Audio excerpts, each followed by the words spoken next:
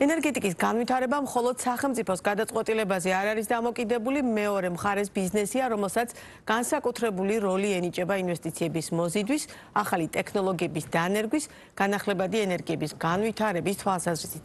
სწორედ კერძო სექტორის ჩართულობაზეა დამოკიდებული რამდენად სწრაფად და მდგრადად განვითარდება ქვეყნის ენერგოსისტემა. თუმცა მნიშვნელოვანია გარემო, სადაც ბიზნესს უწევს საქმიანობა. რა რეალობაშია ბიზნესი, რა გამოწვევებთან უწევთ გამკლავება და როგორ ვითვისებთ ქვეყანაში არსებულ პოტენციალს. განაცემის მეორე ნაწილში ვისაუბრებთ ადამიანებთან, რომლებიც ენერგოპროცესების ეპიცენტრში არიან. ჩვენი სტუმრები არიან მაია მელიქიძე, განახლებადი ენერგიების განვითარების ასოციაციის აღმასრულებელი დირექტორი და მზის ენერგიის ასოციაციის თანადამფუძნებელი თორნიკე დარჯენია. მოგესალმებით, ძალიან დიდი მადლობა განაცემის სტუმრობისთვის. ამეთაში ბევრჯერ გვიწევს ენერგოსექტორის საკითხებზე საუბარი, თუმცა ის შეხვედრა, რომელსაც განაცემის პირველ ნაწილში ვსაუბრობდით, ერთგვარი კიდევ ერთი მოტივატორი აღმოჩნდა ჩვენთვის ბიზნეს პარტნიორის გუნდისთვის, რომ ამ თემაზე კიდევ ერთი გაცემა გავუკეთებინა, რადგან კერძო სექტორისა და სახელმწიფო კომპანიისა თუ სახელმწიფო სტრუქტურების სწორი თანამშრომლობა ძალიან მნიშვნელოვანია ამ სექტორის განვითარებისთვის და თან განსაკუთრებით ამ ყველაფერს წინ უძღოდა საქართველოს მთავრობის გადაწყვეტილება, რომ 1700 უკვე გაფორმებული შეთანხმება ენერგოკომპანიებთან სხვადასხვა ობიექტების მშენებლობასთან დაკავშირებით გაუქმდა. ეს ერთ შეხედვით არ არის მარტივად მისაღები იმ მარტივი მიზეზის გამო, რომ ახლა უცებ 1700 უკვე დადებული შეთანხმების გაფორმება იწვევს კითხვებს, აჩენს კითხვებს და იწვევს გარკვეულ ჭრებს, რომ რა ხდება. რეალურად პრობლემებია ამ სექტორში. სწორედ ეს ამ თემებზე ვისაუბრებთ დღევანდელ გადაცემაში. თავდაპირველად დავიწყოთ ელექტროსისტემასთან შეხვედრით და იმდენად ბევრი ისაუბრა ლევან ჭედლიძემ აი ამ მზის ქარის საკითხებზე და განახლებადი ენერგიების ნაწილზე, რომ რამდენად სწორი ხედვა აქვს თქვენი გადმოსახედიდან სახელმწიფოს, ამ შემთხვევაში სახელმწიფო კომპანიას ამ სექტორის სწორად განვითარებისთვის, იმიტომ რომ თქვენი თანამშრომლობა ამ ნაწილში ძალიან მნიშვნელოვანია, ბატონ თორნიკე. მოგესალმებით, მადლობა მოწვევისთვის. დიახ, მოდით ჯერ იმ პროექტებზე ვისაუბროთ, რომელიც გაუქმდა და ეს პროექტები არის 2010-12 წლიდან დაწყებული პროექტები და უმეტესობა მათგანი მართლა ფურცელზე იყო და არაფერი არ ხდებოდა, არანაირი წინსვლა არ იყო და შესაბამისად სავარაუდოდ და დიდი ალბათობით იმსახურებდა ამ შედეგს. ამის შესახებ სამინისტროს წინა მენეჯმენტსაც ჰქონდა ასე ვთქვათ გაფრთხილება და ყველა მენეჯმენტი ამას ამბობდა, რომ თუ რაღაცა ეტაპზე არ გადავა ეს პროექტები, აუცილებლად გაუქმდება და ასეც მოხდა. ასე რომ ეს ჩვენთვის, ვინც ამ სფეროში ვართ დასაქმებულები და მოღვაწეობთ ენერგეტიკაში, სიახლე არ იყო. ანუ ამას მოველოდით და სფერო და სეგმენტი ამას უარყოფითად არ შეხვდა. იმიტომ რომ ჩვენი მოთხოვნა და სურვილიც არის ის, რომ ის პროექტები, რომლებიც ვერ გადადის მშენებლობის ეტაპზე და არ არის განხორციელებადი, ის უნდა გაუქმდეს, ანუ შეწყდეს ხელშეკრულება და ახალ ინვესტორს უნდა მიეცეს შესაძლებლობა, რომ განავითაროს თავისი სიმძლავრე, იმიტომ რომ ფაქტიურად ძალიან დიდი ინტერესია, ეს ყველამ ვიცით, ძალიან დიდი ინტერესია ენერგეტიკაში ინვესტირებასთან დაკავშირებით. იქნება ეს მზე, ქარი თუ ჰიდრო. შესაბამისად, ეს პროცესი უნდა იყოს სამართლიანი. მე ვფიქრობ, რომ აქამდე უსამართლო იყო? ის რომ ეს პროექტები თუნდაც დაწყებული 2012 წლიდან ფურცელზე იყო, თავისთავად უსამართლო იყო, იმიტომ რომ სახელმწიფოს ვალდებულება აქვს, ანუ ყველამ უნდა ვიცოდეთ, რომ როდესაც სახელმწიფო ხელს აწევს ამა თუ იმ მემორანდუმს, ჩავთვალოთ, რომ სახელმწიფო იღებს ფინანსურ ვალდებულებას, რომ ამ პოტენციურად აშენებადი სადგურიდან შეისყიდის ელექტროენერგიას. ამიტომ მისი ეს ვალდებულება სახელმწიფო უსასრულოდ ვერ აიღებს ვალდებულებებს, ამიტომ სადღაცას ეს ვალდებულება უნდა გამონთავისუფლდეს, რომ ახალი ვალდებულება იყოს. აღმოჩნდა, რომ უსასრულოდ აგვიღია ხო წლები 2012-დან 2025 წლამდე ეს მემორანდუმი თუ გაფორმებული იყო და მშენებლობა არ იყო დაწყებული, კარგი საქმე არ არის. კი ბატონო. და კარგია რომ ეს ახლა გამოსწორდა, მაგრამ ახლა უფრო სხვა მოცემულობასთან გამოსწორდა ნაწილობრივ. ახლა უფრო სხვა მოცემულობასთან ვართ მისული. ჩვენ ბოლო ხარდაჭერის მექანიზმი ქონდა პირველი CFT აუქციონი, მეორე CFT აუქციონი და მესამე ხარდაჭერის მექანიზმი არის ეს პირდაპირ ხელშეკრულებების ხარდაჭერა, როდესაც სახელმწიფო თქვა რომ აუქციონს არ გამოაცხადებდა, ანუ პირდაპირ ვინც მიიტანდა მიერთების უფლებას, ყველას გაუფორმებდა მემორანდუმს. და ზუსტად აი მესამე, ასე ვთქვათ, აი ამ პირდაპირ ხელშეკრულებებთან დაკავშირებით არის ძალიან დიდი კითხვის ნიშანი. იმიტომ რომ შესული არის იმაზე მეტი განაცხადი, ვიდრე სახელმწიფო ელექტროსისტემას შეუძლია რომ ეს ანუ ამ სიმძლავრების ინტეგრირება გააკეთოს. ამიტომაც ეხლა დგავართ რაღაც გზის გასაყარზე, სადაც ძალიან დიდ კითხვას უნდა გაეცეს პასუხი და ვთქვათ, აი ამ განაცხადებიდან რომელი დაკმაყოფილდება და რომელი არ დაკმაყოფილდება. იმიტომ რომ როგორც ვამბობთ, ვიცით რომ ინტერესი ძალიან დიდია და შესაბამისად არიან სერიოზული ინვესტორები. სახელმწიფო ელექტროსისტემას 2030 წლამდე რაღაცა რაოდენობის და მე როგორც მახსოვს შევავწდებოდე მზე შეუძლია სადაც 1200 მეგავატის სიმძლავრის ინტეგრირება და განაცხადი მაგალითად მზესთან დაკავშირებით შეტანილი არის თუ სრულად მახსოვს სადღაც 4000-დან 6000 მეგავატამდე. ვიცით რომ ეს გამოიწვევს სისტემის ძალიან გადატვირთვას და შეიძლება მივიღოთ ის შედეგი, რაც მიიღეს მაგალითად სომხეთში, პარალელი რო გავავლოთ, იმიტომ ვახსენებ სომხეთს. სომხეთში მაგალითად გვაქვს გათიშვები. კი ბატონო. თიშავენ სადგურებს, არა თუ გამომუშავებას უმცირებენ, პირდაპირ თიშავენ და თიშავენ იმ პერიოდში, როდესაც მათ აქვთ გენერაცია. ამიტომ ჩვენ არ გვინდა რომ ეს შედეგი მივიღოთ კონკრეტული კომპანიების კუთვნილ ობიექტებს თიშავენ მაყურებლისთვის უფრო გასაგები იყოს. კი, და ეს ნიშნავს იმას, რომ იმ მომენტში ეს ინვესტორი ვერ იღებს შემოსავალს, შესაბამისად ვერ იხდის საკრედიტო ვალდებულებას და ასე შემდეგ. ამიტომ ეს არის ძალიან მნიშვნელოვანი. ჩვენ გვინდა რა თქმა უნდა განვავითაროთ სიმძლავრეები, მაგრამ არ გვინდა განვავითაროთ ისე, რომ ეს იყოს ყველასთვის დამაზიანებელი. ეს უნდა მოხდეს სწორად და დაგეგმილად.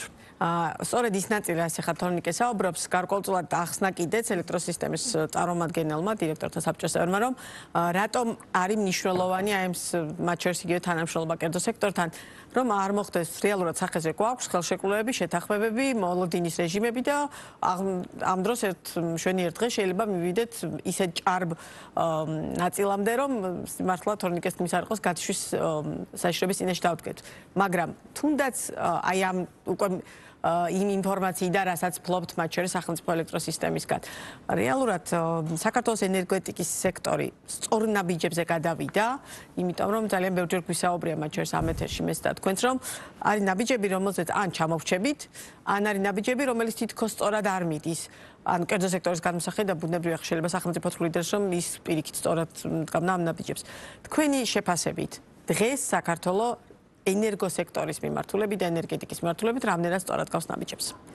მაია, მოგესალმებით თორნიკე, მივესალმებით ჩვენს მაყურებელს. ძალიან დიდი მადლობა მოწვევისთვის.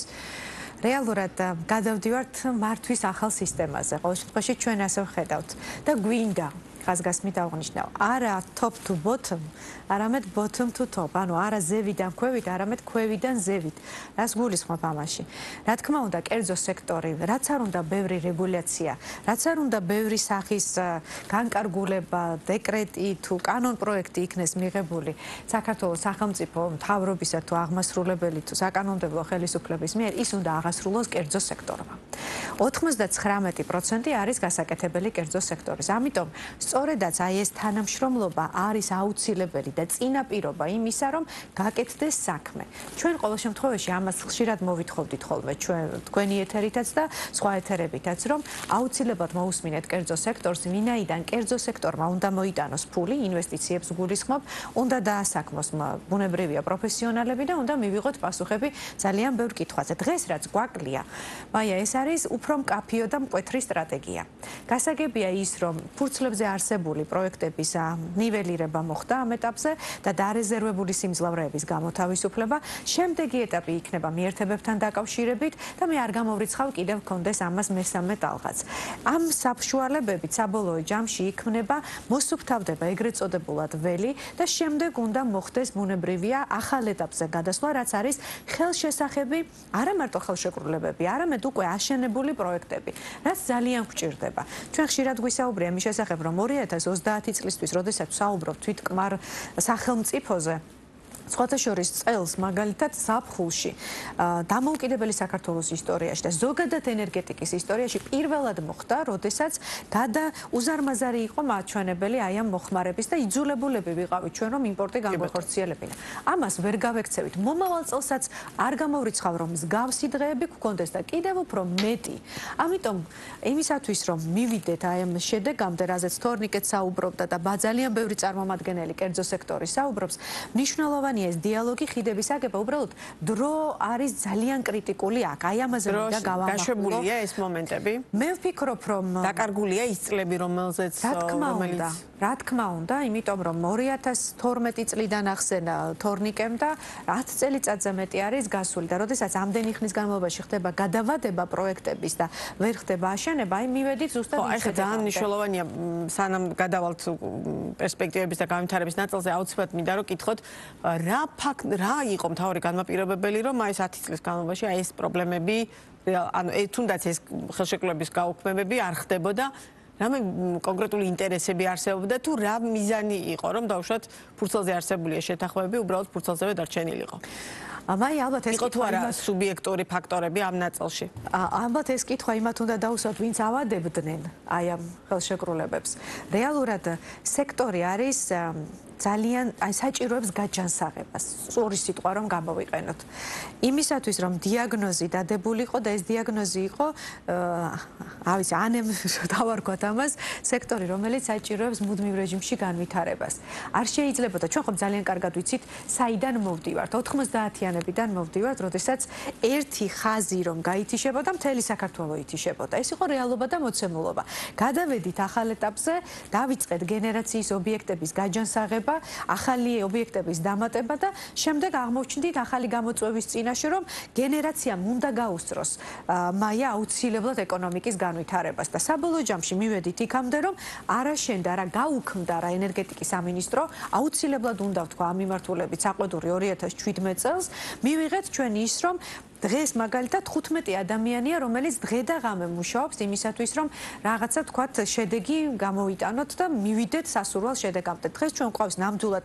ვითხოვდით ამას მათ შორის თქვენი დახმარებითაც რომ კურატორი მინისტრის მოადგილე ყოლო და ნამდვილად გვყავს თუმცა აი კიდევ ერთხელ კარგად ვხედავთ რომ რამდენად მნიშვნელოვანი არის საქმის კეთება არა დღეს არამედ უკვე გუშინ უნდა დაგვეწყო და გუშინ წინ საბოლოო ჯამში მივედით იქამდე რომ დავკარგეთ რა უმსხვილესი პროექტი რომელიც არის ნამოხვანი. კი ბატონო. ეს ხო რეალობაა. ნამახვანის ნაწილს რადგან შევეხეთ, მაგრამ აქვე ვიკითხავ. ის რომ ნამახვანი დავკარგეთ, ის რომ ჯერჯერობით ძალიან გაურკვეველი სიტუაციებია, მათ შორის ყველა ჰიდრო მსხვილ პროექტთან მიმართებაში, იმიტომ რომ უკვე წლებია გვესმის ეს სახელები, მაგრამ რეალურად წინ ვერ წავედით. აქ სად არის მთავარი პრობლემა? თითქოს ყველას გვესმის რომ ინვესტიცია გვჭირდება. თითქოს ყველას გვესმის რომ ენერგეტიკული დამოუკიდებლობა გვჭირდება და რაც ეკონომიკა თუ რაც ვითარდება და მოხმარება იზრდება, უფრო მეტი ელექტროენერგია გვინდა, ყველაფერში თავიდან და მეტი გენერაციის ობიექტი გვინდა, ხო? აი ამ სიტუაციაში სად დაუშვით შეცდომა? მათ შორის სახელმწიფომ, კერძო სექტორმა, რომ რეალურად ეს პრობლემა დღეს არ ქონოდა და სახელმწიფოს ასე მსხვილი ინვესტორი არ დაეკარგა და პარალელურად არ ქონოდა უკვე არბიტრაჟი არ წაგვეკოდა თანხის გადახდა არ მოგწეოდა. მანამდე სანამ დაიწყება პროექტი, მანამდე მნიშვნელოვანი არის კომუნიკაციის წარმოება და ადგილობრივი ხელისუფლების ჩართვა. დღესაც კი ჩვენ წუწუნებთ თუ არ ვიცი სწორი სიტყვის გამოყენება მინდა იმაზე რომ ადგილობრივი ხელისუფლება და მუნიციპალიტეტები აქტიურად ამ პროცესში ენერგეტიკის განვითარების პროცესში მაგალითად არ არიან ჩართული. ადგილობრივი მედიაც ძალიან მნიშვნელოვანია რომ იყოს ჩართული და აწარმოებდეს აი ამ ცნობიერების ამაღლების თვალსაზრისით რა თქმა უნდა აქტიურ კომუნიკაციას ადგილობრივ მოსახლეობასთან. თითქოს შეიქმნა ჰესებისგან რაღაც მტრის ხატი. ნამდვილად. ეს ასეც მოხდა. მე ამასთან წინააღმდეგობის გაწევა უკვე აღარავის აღარ სურდა ან პირიქით დაგვიანდა ამ ნაწილში ახსნა განმარტებები. მე ვიტყოდი რომ აუცილებელი არის არ დავტოვოთ ინვესტორი მოსახლეობასთან კომუნიკაციაში მარტო. იმიტომ რომ ყოველ წარმოუდგენელია ეს ნდობა გაუჩნდეს ადგილობრივ მოსახლეობას ინვესტორის მიმართ. თუნდაც ის ქართველი იყოს, მას ყოველთვის სჭირდება შუამავალი და მედიატორი. ამასთანავე ჩვენი მოგონილი არ არის გრედას კანონპროექტი მაია უნდა იყოს მიღებული. თუ ჩვენ გვინდა ჰიდროენერგეტიკის განვითარება. სწორ კითხვას ვავს ადგილობრივი მოსახლეობა, როდესაც ამბობს, რომ აშენდება ეს ჰიდროელექტროსადგური, ინვესტორი მიიღებს გარკვეულ შემოსავალს. სახელმწიფო გარკვეულწილად შეასრულებს მის მიერ აღებულ ნაკისრ ვალდებულებას, მე რა სწორია ეს კითხვა და ამაზე პასუხი არის ზუსტად გრედას კანონპროექტი, რომ თქვენ შემდეგი 50 წლის განმავლობაში გექნებათ გრძელვადიანი სარგებლის მიღების შესაძლებლობა და თქვენი გამოწვევების ეს არის ძირითადად არის მუდმივ რეჟიმში პრობლემები, რომელიც უკავშირდება გზის მშენებლობას, წყალმომარაგებას, თქვათ იქ ბაღის გარემონტებას, იგივე თქვათ სკოლის მშენებლობას, ნებისმიერ აი ამ სირთულეების, სოციალური სირთულეების მოგვარებას. ეს ხო ჩვენ ძალიან კარგად ვიცით. და ამაზე პასუხი არის სწორედაც ის, რომ ჰესი ხომ 1 და 2 წლის განმავლობაში არ შენდება, დაახლოებით 3-4 წელი ჭირდება და მე ოპერირებაში არის დაახლოებით 50 წელი. ანუ რას ვეუბნებით ჩვენ მოსახლეობას, რომ შემდეგი 50 წლის განმავლობაში თქვენ გექნებათ კონკრეტული თანხა იმისათვის. კანონპროექტის განხილვა ქალბატონი მარიამი დაინტერესდა და ძალიან დიდი მადლობა ამისთვის, დეტალურად გაეცნო. ახლა გვექნება ჩვენ ძალიან მალე შეხვედრა უკვე სამინისტროს ჭრილში.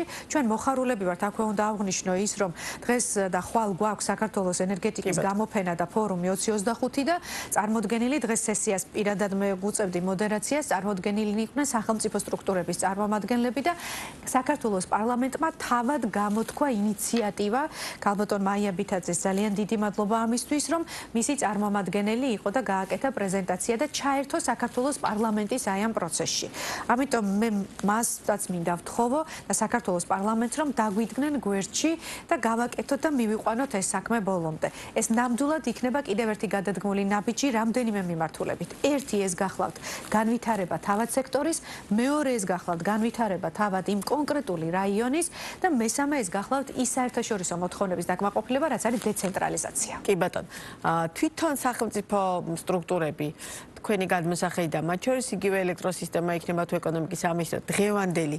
ეხლა კონკრეტულად თორნიკე დარჯანია შესაძლოა არასდროს არ ქონოდა პრობლემა, იმიტომ რომ ცნობილი სახელმწიფოებით ამ სეგმენტში და დაუშვათ რომელიმე ჩინოვნიკს თქვენთვის თუ პროექტი გაჭიანურდა ეპასუხა ანას შემდგომ, მაგრამ მთლიანობაში ეს სისტემა და ეს სქემა რამდენად სწორად იყო აწყობილი, ან ეხლა რამდენად სწორად ეწყობა და რომ რეალურად ინვესტორებს სურვილი კი აქვთ, მაგრამ რეალურად გადადგან ეს ნაბიჯები, რომ ამ სეგმენტში ჩადონ ინვესტიცია და მაგალითად ბიუროკრატიული ნაწილი ან მათ შორის გაუმჭვირვალობა არ გახდეს ერთგვარი დაბრკოლება მათთვის.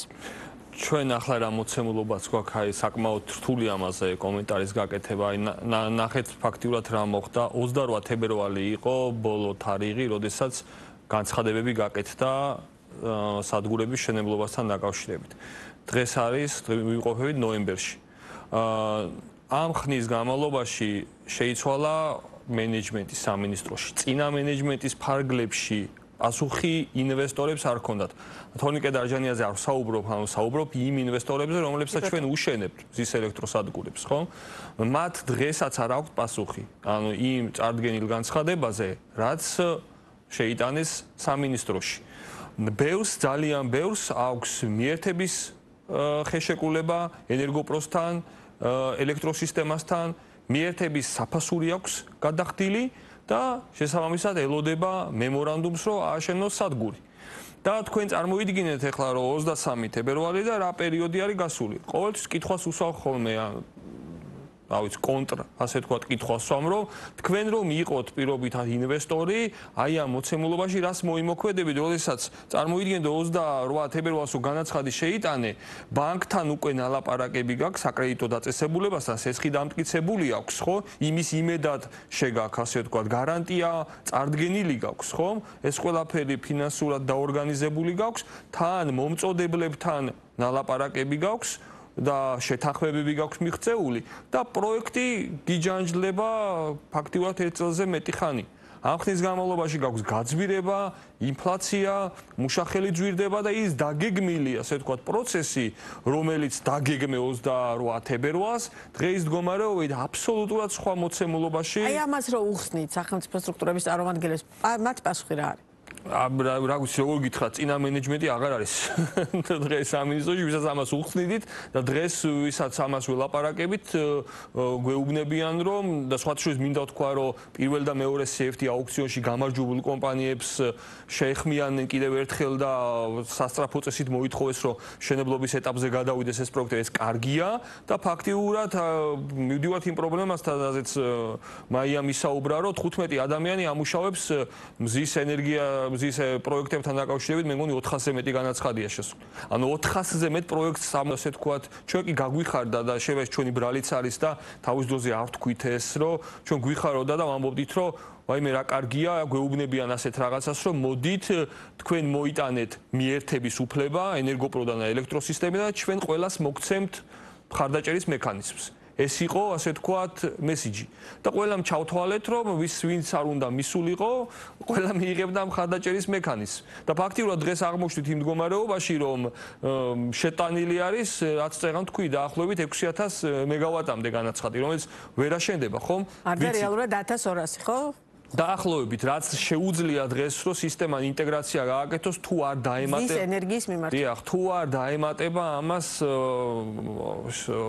სააკუმულატორო სისტემები, შემნახველი მარეგულირებელი ჰესები და ასე შემდეგ. ანუ 2030 წლამდე ვლაპარაკობ. მე რა თქმა უნდა, კიდევ რაღაც სხვა დამატებითი პერსპექტივები ჩდება, მაგრამ მანამდე საუბრობთ. აი ეს მოცემულობა არის, რაც გვაქვს დღეს, რომ ფიზიკურად შეუძლებელი არის, რომ 400 განაცხადი დაამუშავოს 15 ადამიანმა, ნახეთ რა თვალსაზრისით, იმიტომ რომ თუ ჩვენ ვამბობთ, რომ ამ მასშტაბის სიმძლავრის ინტეგრირება ვერ მოხდება, რომ ფიზიკურად განვითარდეს, შემოღებული უნდა იქნას დამატებითი კრიტერიუმი და ეს პროექტები, რომელიც წარდგენილია, ყველა უკვე ამ კრიტერიუმით უნდა დამუშავდეს. ადრე პირდაპირ გეუბნებით, რომ ეს პრეფიზიბილიტის დოკუმენტს არავინ არ კითხულობდა, იმიტომ რომ არავის არ აინტერესებდა პირობითად სად შენდებოდა მზის ელექტროსადგური. ეხლა მოუწევთ რომ დაფიქრდნენ, რომ მაგალითად როცა ეს შენდება სადღაცა, ვიცი მე, ძალიან მზე საერთოდ არ არის. ხო, ანუ ღირს თუ არა იქ აშენება, იმიტომ არის თუ არა იქ მოხმარება. როდესაც უკვე ჩვენ მოგვიწევს ამ ყველაფრის ისეთ ში გატარება, რომ შეკუმშვა, რომ მივიღოთ ეს შედეგი. რეალურად ყველაფერი თავიდან არის დასაწერი და დასაწყები, ანუ რაც აქამდე დავუშვით ენერგეტიკის სექტორში გუკეთებია, ის უნდა გადავდოთ და ხელახლა დავიწყოთ ყველაფრის კეთება? მე ვფიქრობ, რამდენად სწორად დაინახა სახელმწიფოს თუნდაც ახალმა მენეჯმენტს ამ შემთხვევაში ეკონომიკის და ელექტროსისტემის, რომ დღეს რეალურად პრობლემას არ იყო ელექტროსისტემას, იმიტომ საუბრობ, რომ მათთან ჰქონდათ შეხვედრა. მე ვფიქრობ, რომ პირველ და მეორე CFD აუქციონში გამარჯვებულ პროექტებს მიეცემათ და მიცემული აქვს პრინციპში შესაძლებლობა, რომ განვითარდეს და დასრულდეს, ანუ ისინი გადავლენ აუცილებლად მშენებლობის ეტაპზე. რაც შეეხება იმ პირდაპირ ხელშეკრულებების მექანიზმს, აქ ფაქტიურად ძალიან რთული მდგომარეობა არის. და ჩვენთვის ამ მომენტისთვისაც კი უცნობი არის, რა კრიტერიუმებით, მოდი ესე ვიტყოდი, გადაარჩევს სამინისტრო ამა თუ იმ პროექტს. და ძალიან რთული მდგომარეობა, იმიტომ რომ მე როგორც გეუბნებით, გითხარით, ბევრი ინვესტორს გაწეული აქვს უკვე ხარჯი. ეს არის პრეფიზიბილიტის დანახარჯი, ზოგს მიერთების საფასური აქვს გადახდილი უკვე, ზოგს მიწა აქვს ნაყიდი, ზოგს რა ვიცი დაწყებული აქვს ნაწილობრივი შესყიდვა, რომ არ გაძვირებოდა და ასე შემდეგ. ამიტომ ვერ გეტყვით, ძალიან რთული მდგომარეობა არის და აი ამ რთულ მდგომარეობაში, რაც აუცილებლად მოითხოვება ჩვენი მხრიდან და მე ფაქტიურად ეხლა ვაჟღერებ ამ ინვესტორების, ასე თქვა, სულს და მოთხოვნასაც, არის ის, რომ პროცესი უნდა იყოს გამჭვირვალე. რა იგულისხმება? გამჭვირვალე და სამართლიანი. ის რომ ვის აქვს, ეხლა ჩვენ მაგალითად არ ვიცით საერთოდ რუქა არ გვაქვს. ეს სად რა არის წარდგენილი. ჩვენ არ ვიცით რა სიმძლავრის პროექტებია წარდგენილი. ჩვენ არ ვიცით ამ ყველაფრის მასშტაბი. ჩვენ ვინ ვართ? კერძო სექტორს. აი რა ფორმით უნდა გითხრათ კერძო სექტორს, მაგალითად ხალბატონ მაია, სახელმწიფომ რომ აი თუნდაც ეს რუქა სად რა შენდება და რა სახით უნდა აგიხსნათ, ან მოგაწოდოთ ეს ინფორმაცია. და კიდევ აქ ძალიან მნიშვნელოვანია, ბევრჯერ თქვით უკვე 15 კაცი, რომელიც მუშაობს დღეს ეკონომიკის სამინისტროში ამ ნაწილში. მათი კვალიფიკაცია მიუხედავად რომ მათ ნაწილს მე პირადად ვიცნობ, ანუ ამ შემთხვევაში ვკითხულობ როგორც ჟურნალისტი. თქვენთვის კერძო სექტორის წარმომადგენლებისთვის დამაკმაყოფილებელია, იმიტომ რომ 400 განაცხადი თუ რამდენი განაცხადია, მარტო ის რომ შეამოწმონ და მინიმუმ უბრალოდ წაიკითხონ. ამისთვის კვალიფიკაცია ახლა საჭირო ყოველთვის თავიდან. რამდენად კვალიფიციური კადრები მუშაობენ დღეს ამ ნაწილში, ესეც ძალიან მნიშვნელოვანია. მეც ასახად შემიძლია გითხრათ, რომ კვალიფიკაცია, კომპეტენცია ამ ადამიანებს ნამდვილად გააჩნიათ. ისინი არაერთი წელია მუშაობენ და საკმაოდ კარგია მათი განათლებაც და პირად კომუნიკაციაში ვართ ბუნებრივია თითოეულ მათთაგან. მაგრამ საქმეა იმდენად ბევრი და იმდენად მოცულობითი, რომ ყოველ წარმოუდგენელია უბრალოდ აუვიდნენ ამდენ საქმეს და გააკეთონ. მე თორნიკეს სიტყვებსაც გავაგრძელებ და ბუნებრივია უპასუხებ თქვენს კითხვასაც. თორნიკემ ახსენა და არაერთგზის თქვა ფილტრები. იმიტომ რომ აი ის რაც იყო განვითარდებოდეთ ჩვენც თქვენი ეთერითაც გვითქვამს რომ ძალიან მნიშვნელოვანი არის ყავდეს კვალიფიციური კომპეტენტური ისტორიის მქონე ინვესტორი ბაზარზე რომელსაც აქვს ფინანსური მდგრადობა და შეუძლია ააშენოს ჰიდროელექტროსადგურია ეს მზის თუ ქარის ელექტროსადგური დღევანდელ მოცემულობაში მე რაც მქონია კომუნიკაცია მათ შორის სამინისტროს საკმაოდ მაღალი თანამდებობის პირებთან იცით რას ამბობენ რომ თითოეული პროექტი და ნახეთ რამდენიმე ასეულ პროექტზე არის საუბარი თითოეულ პროექტს აქვს თავისი ინდივიდუალური გამორჩეული პლუსი თუ მინუსი ანუ კლასტერიზაციაც კი რთულია. ხომ შეიძლება რომ რაღაცა დავაჯგუფოთ თქვა ერთი მიმართულებით მეორე და მესამე. ანუ იმდენად ინდივიდუალურია, იმდენად განსხვავებული არიან ეს პროექტები ერთმანეთისგან, რომ ძალიან უჭირთ კონკრეტულად დაჯგუფება ამ პროექტების იმისათვის რომ თითო ოროლა ფილტრი ჩადონ და შემდეგ ამის მიხედვით გააკეთონ თქვა განცხადება რომელი პროექტები არის ნიველირებული ანუ გაუქმებული თუ ადმინისტრაციული წარმოება შეწყვეტილი და რომელ პროექტებს აძლევენ თქვა მწვანე შუქს. ამიტომ არის ძალიან მნიშვნელოვანი ახლა აი ამ გამოწვევის გადალახვა.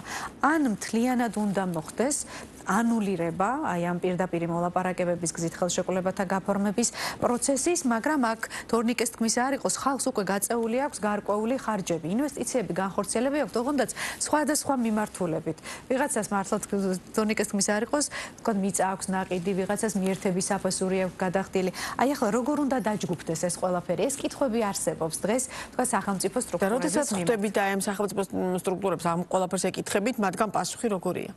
მათგან არის პასუხი რომ მუშაობენ ამ კონკრეტულ სიტუაციაში და ნამდვილად ვიცით რომ მუშაობენ, ცდილობენ რომ გაეცნონ თქვა საერთაშორისო პრაქტიკას და ჩამოყალიბდნენ რა სტრატეგიით წავიდნენ.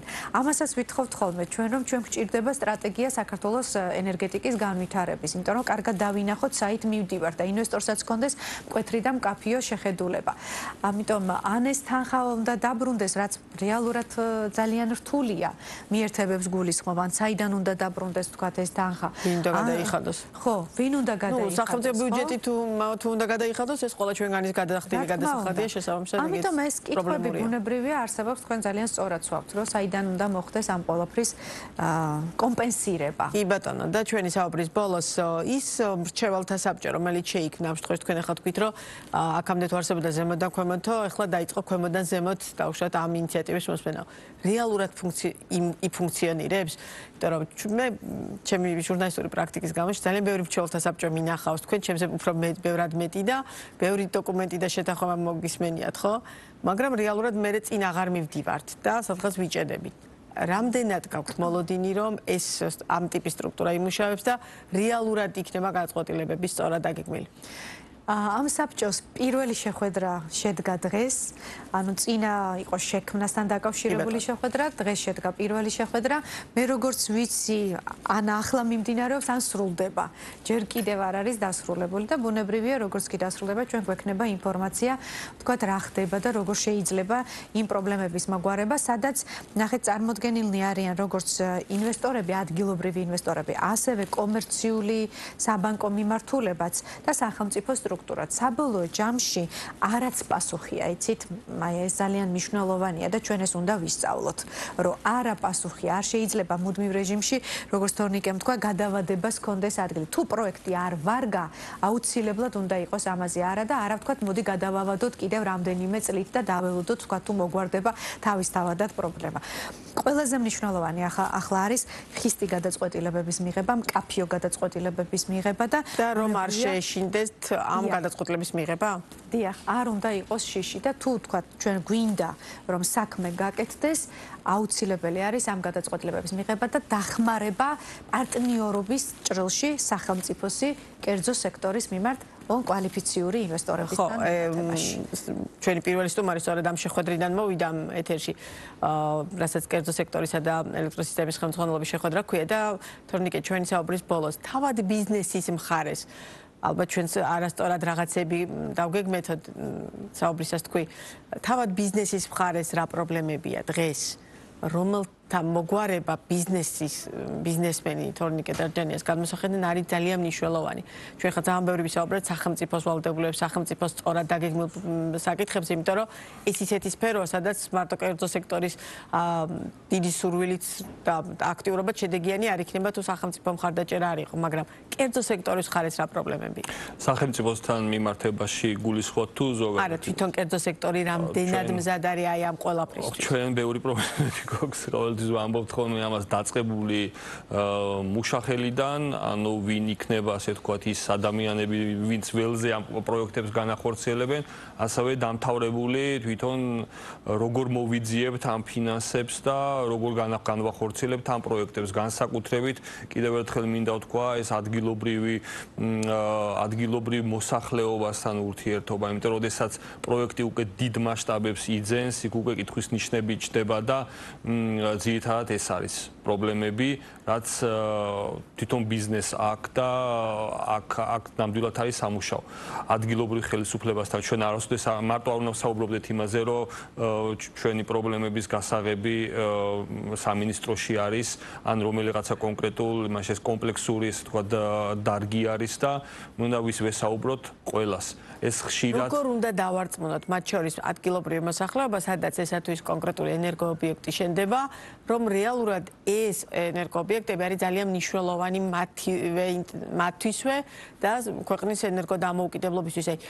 ბიზნესმენი როგორ ბიზნესმენმა როგორ უნდა დაარწმუნოს? მზის ენერგიასთან მხარდაჭერა რო გჭირდებათ ეს გასაგები. მაგალითად მზის ენერგიის. მზის ენერგიასთან დაკავშირებით ბევრნაირი მოდელი არსებობს, ბევრნაირი ურთიერთობის მოდელი არსებობს. მაგალითად თუ კეთდება ესა თუ ის, ასე ვთქვათ, პროექტი საძოვარზე, აბსოლუტურად შესაძლებელია, რომ საძოვარის სტატუსი შეუნარჩუნო მიწას, პირიქით ითანამშრომლო და ეს რაღაცა ცხვარი იქნება თუ სხვა ტიპის საქონელი დაუშვა საკუთარ ტერიტორიაზე და არა უკრძალო, ასე ვთქვათ, ადგილობრივ მოსახლეს. კი, ესეთი ამ დაშვებით კეთდება ყველა პროექტი.